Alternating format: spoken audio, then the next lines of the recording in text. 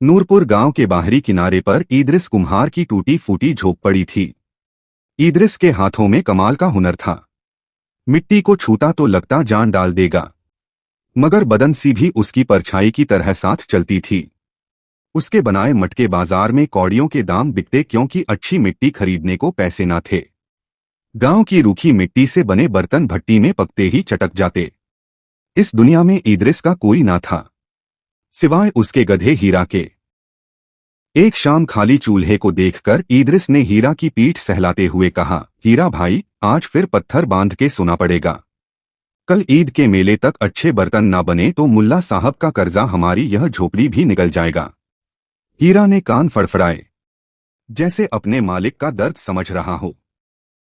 तभी जमींदार का मुंशी वहां से गुजरा और तंज करते हुए बोला, क्यों बे इदरिस, इस बार भी टूटे ठीक बेचेगा? अगर अच्छे बर्तन बनाने हैं तो काली घाटी की चिकनी सुर्ख मिट्टी लेकर आ। कहते हैं वहां की मिट्टी सोना उगलती है, मगर वहां से जिंदा लौटना किसी के बस की बात नहीं। मुंशी जोर से हंसा और चला गया। इदरिस की आंखों में चमक आ गई। काली घाटी गांव से कोसों दूर घने जंगलों के बीच वह जगह जहां लोग कहते थे रूहों का डेरा है।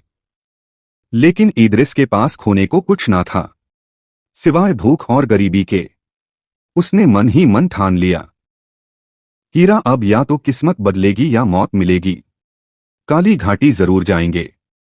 अगली सुबह सूरज की पहली किरण से पहले ही इदरिस और हीरा निकल पड़े। इदरिस के कंधे पर कदाल थी और हीरा की पीठ पर मिट्टी लाने की 2 बोरियां लदी थी। जैसे जैसे गांव पीछे छूटता गया, हरियाली कम होती गई, सन्नाटा गहरा होता गया। काली घाटी के दहाने पर पहुंचते ही हीरा अचानक रुक गया। पांव जमीन में गाड़ दिए, आगे बढ़ने से इनकार कर दिया। वो जोर जोर से रेंकने लगा और पीछे खींचने लगा। जानवरों को खतरे की बद इंसानों से पहले आ जाती है। चल मेरे भाई, बस थोड़ी दूर। और इदरिस ने डरते हुए रस्सी खींची। आज मिट्टी ना मिली तो वैसे भी भूख से मर जाएंगे। मरने से क्या डरना। किसी तरह हीरा को एक सूखे दरख्त से बांधा और इदरिस खुद घाटी में उतर गया। वहां का नजारा हैरानक था। मिट्टी वहां की सुर्ख और मक्खन जैसी चिकनी थी। इदरिस की थकान मिट गई। वो पागलों की तरह कदाल चलाने लगा। जल्दी जल्दी मिट्टी खोदकर बोरियों में भरने लगा। अचानक हवा रुक गई। परिंदों की चहचहट एकदम बंद हो गई। फिर ठीक पीछे से एक खनकती आवाज आई, जैसे शीशे के टुकड़े आपस में टकरा रहे हो। इतनी भी क्या जल्दी है कुम्हार, जरा सुस्ता तो लो। इदरिस का पूरा बदन का गया। कदाल हाथ से छूटकर गिर गई। उसने आहिस्ता आहिस्ता पीछे मुड़कर देखा। सामने पुराने बरगद की डाल पर एक औरत बैठी थी। बला की खूबसूरत, मगर आंखों में वीरान गहराई थी। वो मुस्कुरा रही थी, मगर वह मुस्कुराहट जिससे खून जम जाए। वो पेड़ से नीचे कूदी। सूखे पत्तों ने कोई आवाज ना की। धीरे धीरे इदरिस की तरफ बढ़ने लगी। इदरिस घुटनों के बल गिर पड़ा। हाथ जोड़कर गिड़गिड़ाया, मुझे मत मारो सरकार, मैं तो बस एक गरीब कुम्हार हूं। पेट की आग बुझाने आया था, खाली हाथ वापस चला जाऊंगा। वो औरत और करीब आई। झुककर इदरिस का चेहरा देखा और ठंडी आवाज में बोली, मैंने कब कहा मैं तुम्हें मारना चाहती हूं। बरसों बाद कोई इंसान यहां आया है, वो भी इतना हुनरमंद।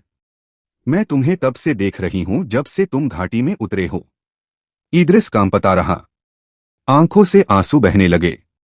उसने सुर्ख मिट्टी को छुआ और बोली, यह मिट्टी बहुत खास है इदरिस, मगर इसमें एक कमी है।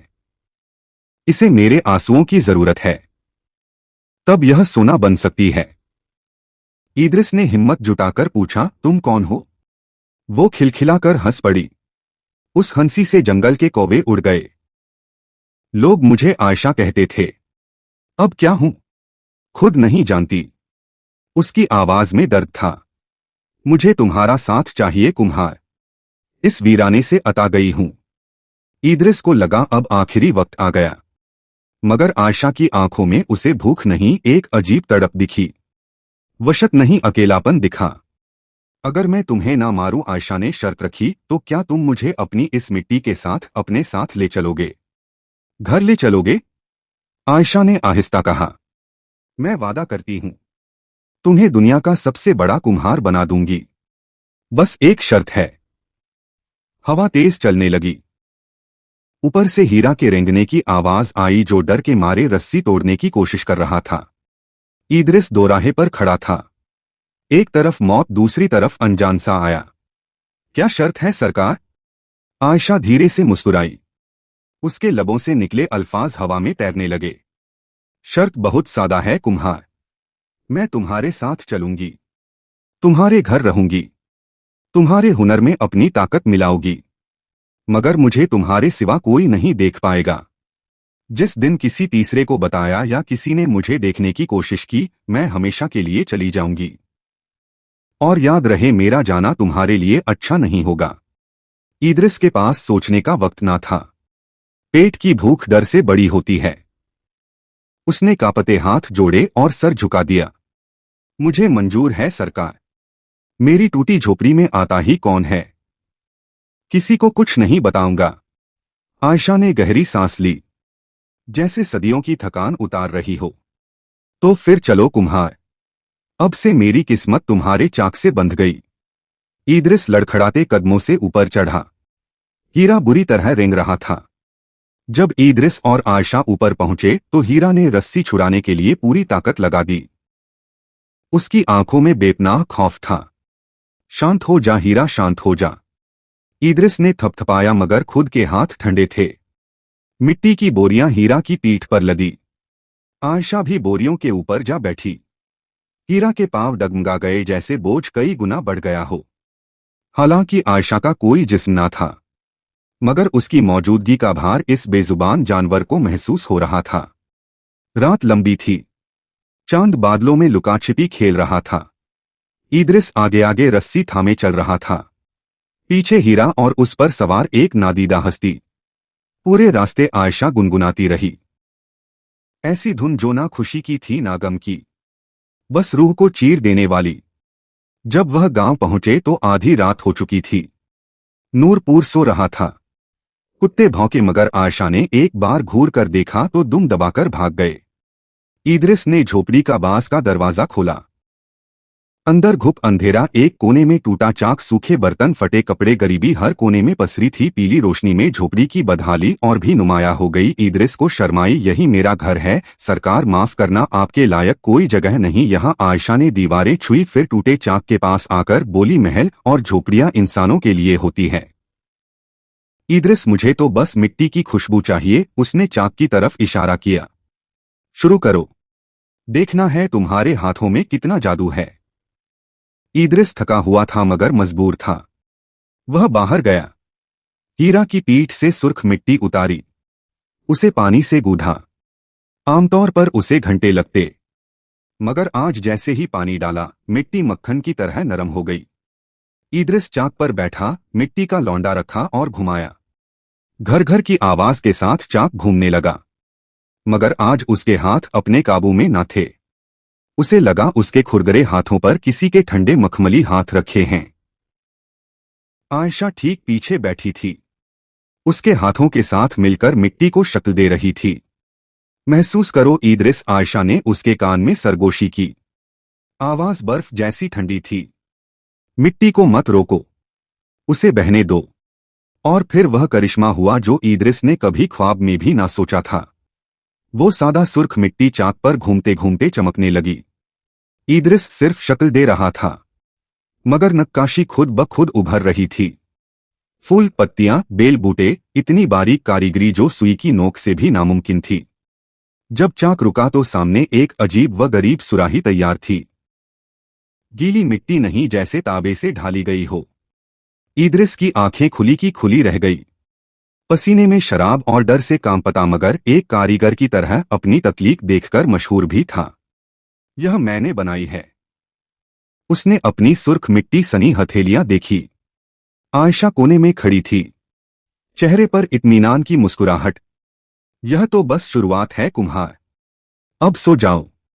कल से दुनिया देखेगी कि इद्रिस के हाथ क्या कर सकते हैं। मगर याद रहे, हुनर मेरा है, हाथ तुम्हारे। जिस दिन जुबान फिसली सब खाक हो जाएगा।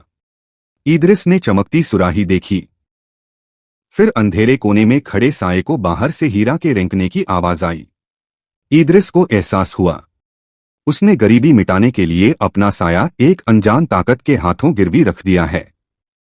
अगली सुबह इदरिस हीरा को लेकर बाजार के सबसे बड़े ताजर सेठ नूर बख्श की दुकान के बाहर जा पहुंचा। हीरा की पीठ पर बंधी बोरियों में वही जादुई सुराही थी। इदरिस का दिल जोर जोर से धड़क रहा था। उसने कांपते हाथों से कंबल हटाया। जैसे ही कंबल उठा, आसपास खड़े लोगों की आंखें चुंधिया गई। वो सुराही मिट्टी की नहीं लग रही थी, जैसे तांबे और सोने के मिलाप से बनी हो और उस पर बारीक नक्काशी उसे जीता जागता बना रही हो। सेठ नूर बख्श जो अपनी गद्दी पर हुक्का गुड़गुड़ा रहे थे, हुक्का हाथ में लिए वहीं जम गए। अरे वाह, यह क्या चीज है इदरिस? वो गद्दी से उतरकर नीचे आए, ऐनक ठीक की और सुराही को छूने के लिए हाथ बढ़ाया, मगर ठिठक गए। यह मिट्टी की है या धात की? 40 साल के कारोबार में ऐसी चमक नहीं देखी। इदरिस ने पसीना पोंछते हुए झूठ बोला। सरकार, यह मेरे बुजुर्गों का पुराना नुस्खा है, खास मिट्टी और खास आंच का कमाल। सेठ ने सुराही को उंगली से ठोका। टन टन की आवाज आई जैसे मस्जिद की घंटी बजे। बेमिसाल बोल इदरिस, क्या कीमत लेगा? 10 चांदी के सिक्के दे दूं? भीड़ में सरगोशियां होने लगी। इदरिस ने अपनी पूरी जिंदगी में एक चांदी का सिक्का भी मुश्किल से देखा था। 10 क्या 15 ले लो, अब ना मत करना। सेठ ने फौरन थैली खोली और खनखनाते 15 सिक्के इदरिस की हथेली पर रख दिए। सिक्कों का वजन हाथ में भारी था, मगर मन उस राज से भी ज्यादा भारी था जो वह छुपाए फिर रहा था। उस रात के बाद इदरिस की दुनिया बदल गई। अब हर रात उसकी झोपड़ी में अजीब सा दरबार सजता। बाहर सन्नाटा, अंदर जादू। इदरिस चाक पर बैठता, आयशा ठीक पीछे, और रात भर बेमिसाल बर्तन तैयार होते। धीरे धीरे टूटी झोपड़ी पक्के मकान में बदलने लगी। छत से बारिश नहीं टपकती थी। सबसे ज्यादा खुश हीरा था, जिसे कभी सूखी घास भी नसीब ना होती थी। अब ताजे चने और गुड़ खा रहा था। हीरा मोटा ताजा होने लगा था, मगर उसकी आंखों में एक डर हमेशा रहता। वो अक्सर उस कोने की तरफ देखकर कान खड़े कर लेता जहां आयशा बैठती थी। गांव में इदरिस कुम्हार की तरक्की आग की तरह फैल गई। कोई कहता कल तक जिसके घर चूल्हा ना जलता था, आज घी के दिए जला रहा है। जरूर कोई खजाना हाथ लगा है। कोई कहता नहीं भाई, मैंने सुना है काला इल्म सीख लिया है। रात भर उसके घर से सरगोशियों की आवाजें आती हैं। इदरिस इन बातों से बेखबर अपनी दुनिया में मगन था, मगर मसला यह था कि वह अनजाने में दिन में भी आयशा से बातें करने लगा था। एक दोपहर इदरिस आंगन में बैठकर खाना खा रहा था। आयशा सामने नादीदा रूप में बैठी थी। इदरिस खाते खाते हंसते हुए बोला, अरे आयशा, आज सालन में नमक जरा कम है। कल जरा। तभी पड़ोसी बीरबल ने दीवार के पीछे से झांका। उसने सुना कि इदरिस खाली हवा से बातें कर रहा है और मुस्कुरा रहा है। कोई वहां था ही नहीं। बीरबल डर के मारे पीला पड़ गया और उल्टे पांव भागा। उसने पूरे गांव में ढिंढोरा पीट दिया। भाइयों, मैंने अपनी आंखों से देखा, इदरिस पागल हो गया। किसी आयशा का नाम ले रहा था, मगर वहां कोई औरत न थी। फिर भी किसी ने जवाब जरूर दिया। गांव वालों का शक अब यकीन में बदलने लगा। इदरिस अब सिर्फ अमीर ही नहीं, उनके लिए एक खौफ बन चुका था। लोग उसके घर के सामने से गुजरने से कतराते। बच्चे उसे देखकर जादूगर जादूगर चिल्लाते। इदरिस को अंदाजा भी ना था कि उसकी शोहरत के साथ एक बड़ा खतरा उसकी दहलीज पर दस्तक दे चुका है। जब यह बातें गांव के चौधरी जफर खान के कानों तक पहुंची तो उनका दिमाग खराब हो गया। जिस कुम्हार को कल तक वह लात मारकर रास्ते से हटा देते थे, आज बड़े बड़े ताजर उसके घर के बाहर तार लगाए खड़े रहते थे। जफर खान ने हुक्का गुड़गुड़ाते हुए अपने लठक चंगेज से कहा।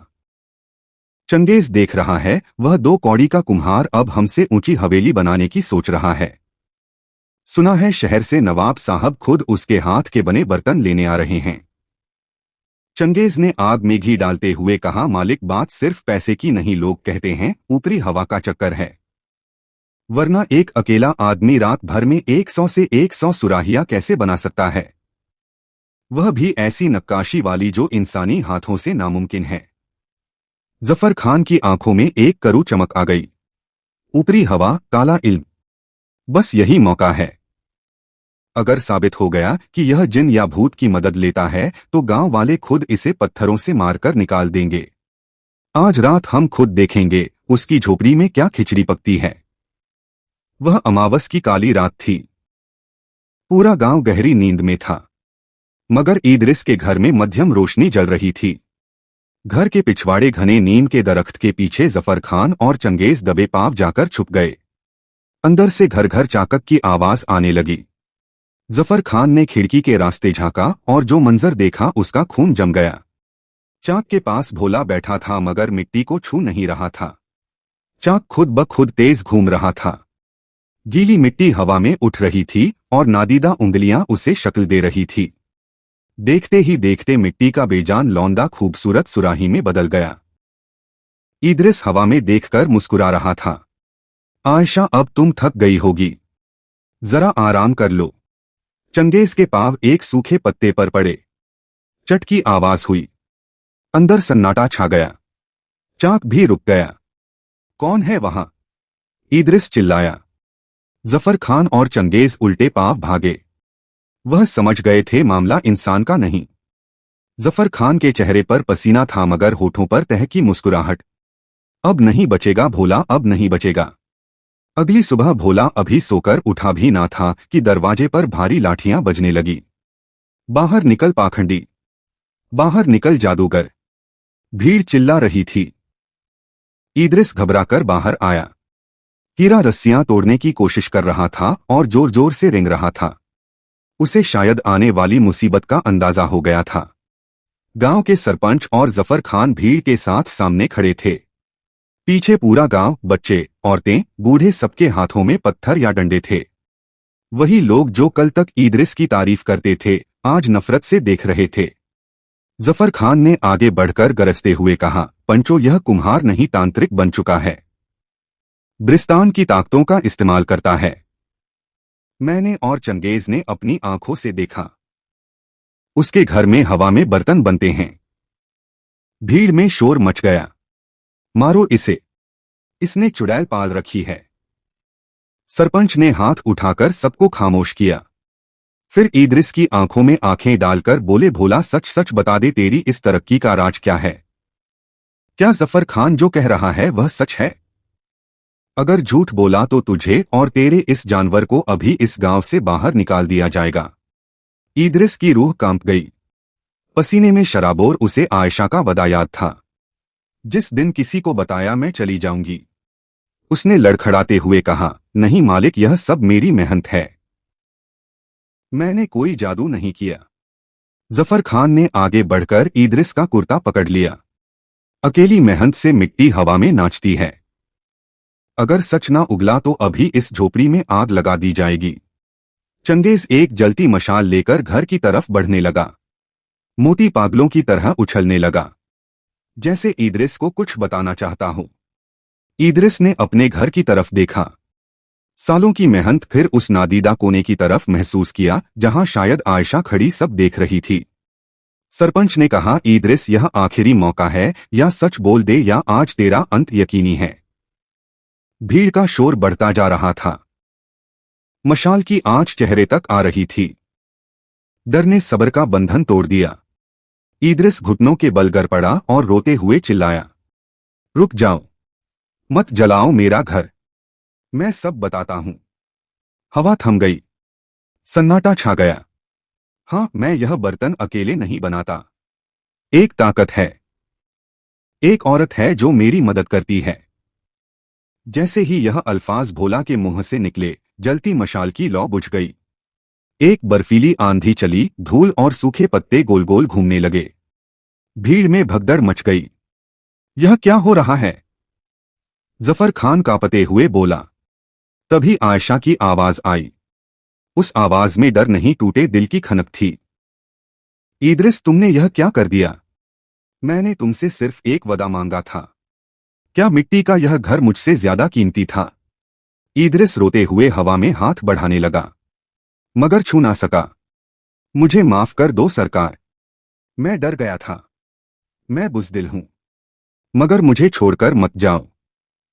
आयशा ने एक कड़वी मुस्कुराहट के साथ कहा, इंसान की फितरत थी डरना है। इद्रिस, मैं अपनी दुनिया छोड़कर तुम्हारी दुनिया में आई थी क्योंकि मुझे तुम्हारे हुनर से मोहब्बत थी, मगर हम दोनों की दुनिया एक नहीं हो सकती। आज तुमने वो पर्दा गिरा दिया जो हमारे बीच था। मेरा वक्त हो गया है इद्रिस, अब मैं यहाँ नहीं रुक सकती। नहीं आयशा, तुम चली गई तो मैं फिर वही बेकार कुम्हार बन जाऊंगा। आयशा ने झुककर अपने दोनों हाथ इद्रिस के कांपते हाथों पर रखे।